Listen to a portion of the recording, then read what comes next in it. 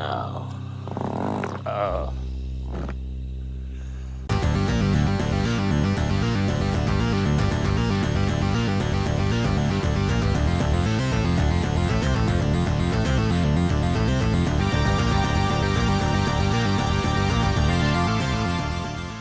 Well, 2020 has definitely been a weird year for film, between theaters closing down to lockdowns, movies being pushed back to next year, and some just dumped on streaming. Weird might be a bit of an understatement, I guess. Now, I didn't know when I wanted to complete this list. I didn't know if I wanted to wait a few months into 2021 to get some of those films off my watch list checked off, or wait for some of them to finally get a US release, like a home video release or something, or if I just wanted to cut the list at the end of 2020 and whatever I didn't get around to watch will remain on my watch list, but not a contender for this list. And some of those films that would come out in the early months of 2021 would just miss the deadline. I'm not able to see everything I want to see, and at some point I just got to make a deadline for this list and move on, so I'm choosing the latter. Going into this list though, I did set up some guidelines. In order to qualify for this list, it has to be a feature film, no short films, TV series, or live events. Although they may show up as an honorable mention, they won't be a part of the list. And finally, on IMDb, it has to have the widest theatrical release date in the US in 2020. If either a limited release or a non-theatrical release, then it has to have the widest streaming or home video release in the US in 2020 in order to make this list. Now, as we move on to the list, this is just my opinion. This is a list of my own personal opinion of movies I really enjoyed. And if a movie you loved didn't make the list, then comment it down below. With that, let's move on to the honorable mentions.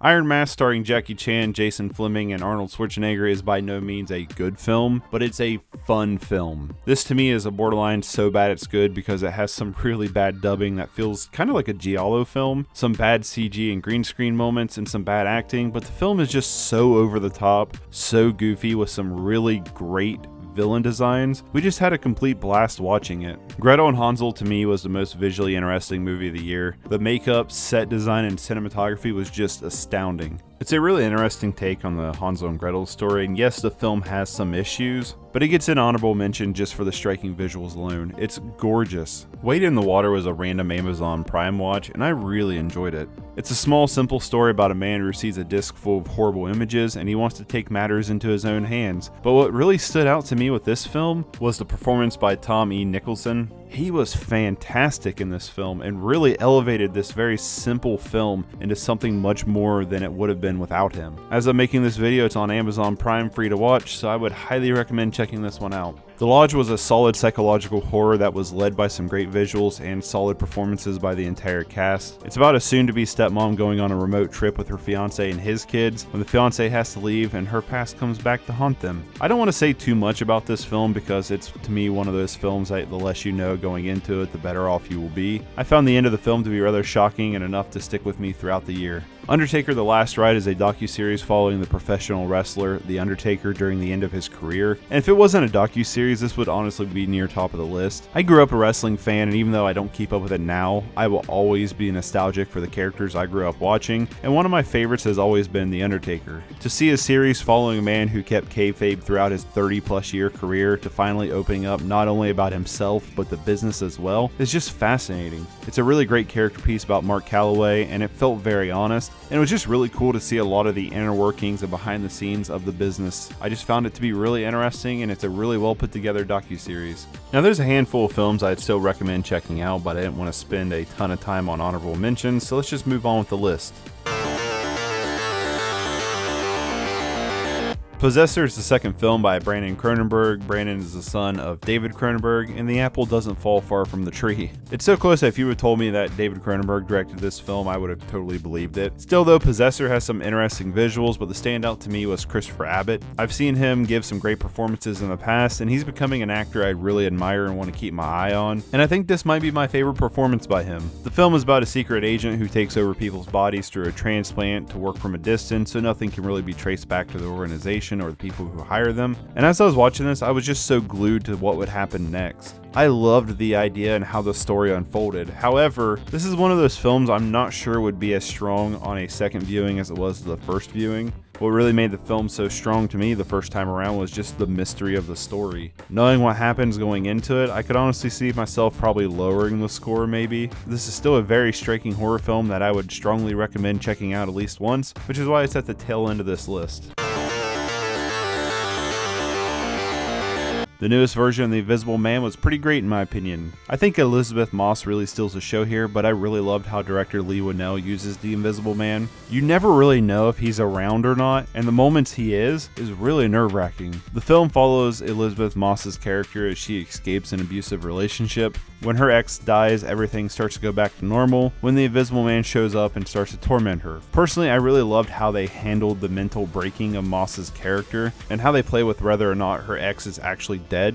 This is another one that might not be as strong on a second viewing, but I had a blast watching it the first time, and I wouldn't mind checking it out sometime here soon again. To me, Guns Akimbo is like one of those perfect popcorn party movies. It's loud, violent, and over-the-top zany, and both Daniel Radcliffe and Samara Weaving are great here. It's one of those movies that if it didn't go all in on its concept, it wouldn't be as good, but they go all in for it. The film follows Radcliffe's character, who is an internet troll, when the live-streaming snuff deathmatch forces him into the game, and that just sets up for a lot of great action set pieces that are handled pretty well, but the film is just full of energy. It's like if you've ever seen a Neville Dean or Taylor film like Crank, then you'll totally understand the vibe of this movie. It's one to me that seems like it's got a decent amount of rewatchability, and it's just a lot of fun. True History of the Kelly Gang is the newest Justin Kurzel film, and I personally really loved it. I think the general consensus of this film is that it's not really the true history of the Kelly Gang, but rather a fictional film based on real people, but I thought it was a really great character study led by a phenomenal performance by George McKay. To me, the first and the third act of the film is outstanding, and while the middle is slower and kind of drags a little bit, I thought the film had some great visual moments with great direction and a pretty good score. The film follows the life of Ned Kelly from boyhood throughout the rise of the Kelly Gang, and I would definitely recommend it, but go into it with an open mind because there's some massive liberties they take with the actual history. Tread is a documentary about Marvin Heemeyer, aka the Killdozer, a man who's fed up with his town, so he converts a bulldozer into a fortified tank and goes on a rampage, literally tearing through everything in his path. And I really loved how they handled the story with this one. It's kind of broken down into 3 acts, where Act 1 is Marvin Heemeyer's side of the story using real audio recordings of his ramblings, Act 2 being the town side of the story, and then Act 3 is all about the rampage. The way they broke up this story gives you an honest view of each side of the story really well, kind of letting you sympathize with whoever you want. And then the third act is a heart-pounding and intense ride-along. My biggest complaint would just be some CG elements in the dramatic reenactments, but they splice so much real footage and audio recordings that it really doesn't take away from the experience, and it makes for a really engaging story, and honestly, I don't think I've ever felt this suspense from a documentary. This is a story I remember hearing about when I was younger, and it's stuck with me through the years, so to see a really well-made documentary about it is just kind of awesome. I watched this one on Netflix, so hopefully it's still on there, and I would definitely recommend checking it out. If you're a fan of Studio Ghibli, then you'll probably like Kechihara's The Wonderland. It's a fantastical film about a girl and her aunt going into another dimension to help save it from an evil force, and it's beautifully animated. Honestly, my favorite part of the film is just the world design itself. I wish we could have gotten to explore it more, and even though there is the presence of evil, the film is very lighthearted with richly developed characters and a great sense of humor. I said if you like Studio Ghibli films, then you'll probably like The Wonderland because it feels very similar in tone and akin to their films. This is one I went into with very little expectations and was completely blown away with, and I would highly recommend it. The Gentleman kind of feels like a return to form for Guy Ritchie. I really love Ritchie's style when it comes to these British-style gangster flicks. He adds a lot of energy and originality into them, and The Gentleman is probably his best since the Lock, Stock, and Snatch era. The film follows Matthew McConaughey's character's weed empire as it becomes in jeopardy, and it's full of twists and turns, and the all-star cast give great performances, moving along a really fun and tight script. If you enjoyed something like Lock, Stock, and Two Smoking Barrels or Snatch, then I believe you'll probably really enjoy The Gentleman. It's one that I had a lot of fun watching the first time, and it's one that I wouldn't mind rewatching here soon. Babyteeth might be one of the most emotional movies I've seen all year. The film follows a young teenager as she falls in love with a drug addict, all while being very ill.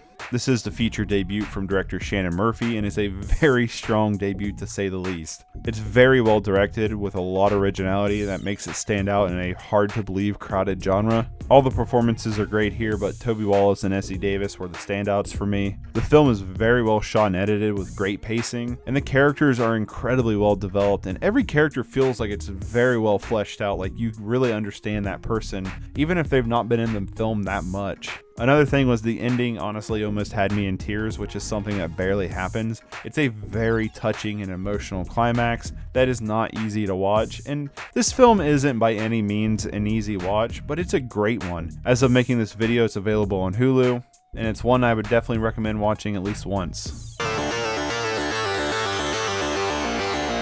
Now I know Onward definitely won't be on a lot of people's lists, but I really loved it. The animation is stunning, which at this point in Pixar's history I doubt we'll ever get a bad looking film from them. If you're a fan of Pixar, then the story beats with Onward are going to feel very familiar. But what I loved about the film was the setting the world takes place in, and the really well developed two lead characters. It's very heavily dipped in fantasy, all akin to Dungeons and Dragons, which is just fun for me. A lot of the humor really landed for me in this film as well, and over the years Pixar has felt very stale to me, and it seems like a lot of people feel that way about Onward as well, but to me it was kind of a reminder of what I loved about the studio.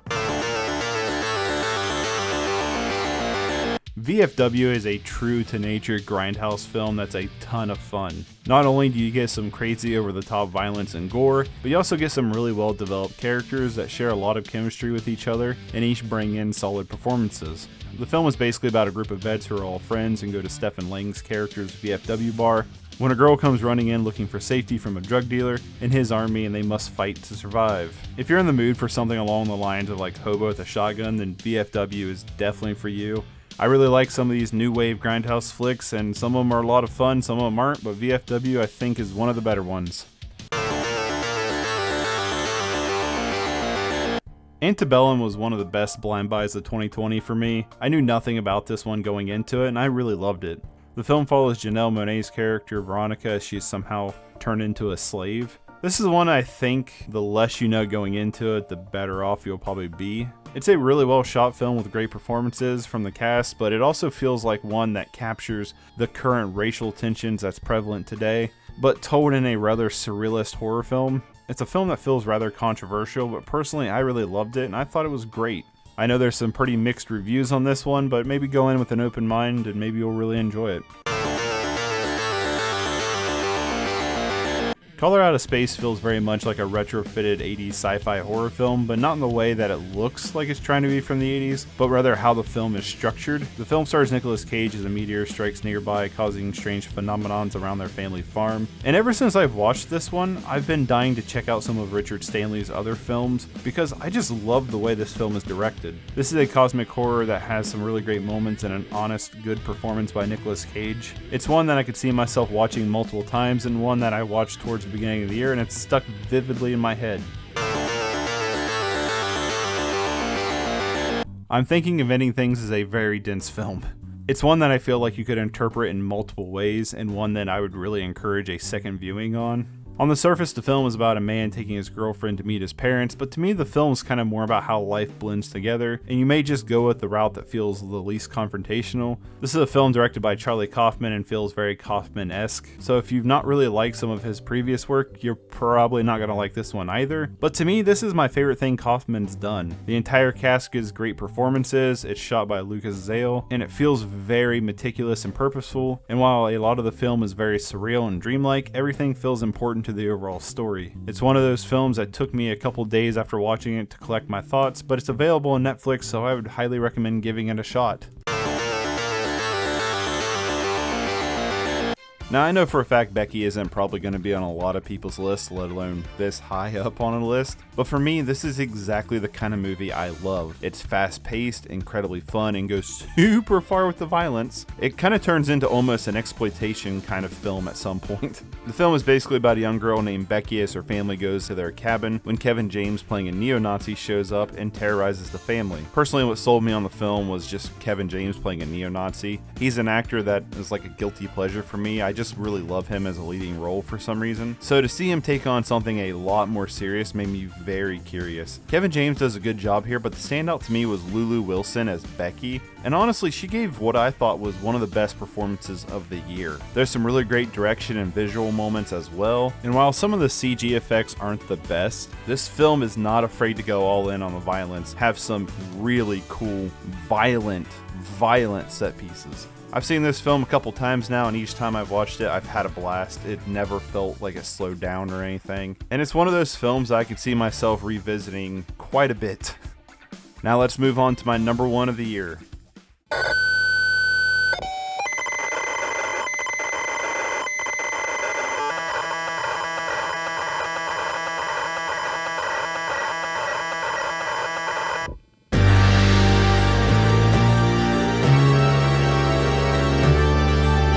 Jesus Shows You the Way to the Highway is what I'd imagine if David Lynch and Alejandro Jodorowsky had a 70s exploitation baby. The film follows CIA agent Gagano as he is wanting to retire but goes on one last mission to the Psycho book, this virtual reality where they're trying to stop a hacking Joseph Stalin when he gets trapped there. The film is unlike anything you've probably seen before. The style and the direction is so crazy that the film feels like it may have a lot of mistakes that you would find in like other films, but they feel almost purposeful here and intentional. Like anything that you would criticize on a technical scale comes off as possibly intentional here. Visually, the film looks true to nature for the era and the style it's going for. A lot of the effects and costumes look cheap, but that's kind of the point. There's these moments of stop animation, but instead of using anything like clay or whatever, they literally just use people wearing masks, and it's very jarring, but it works really well for the film. There's also this Batman character dressed up in an Adam West style Batman costume, but instead of removing the logo, they just like put a blur over it.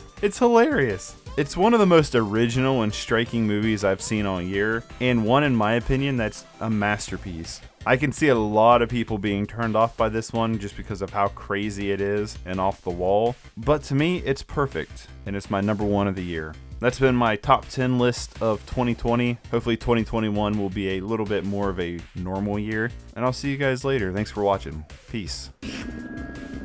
See you in MIT.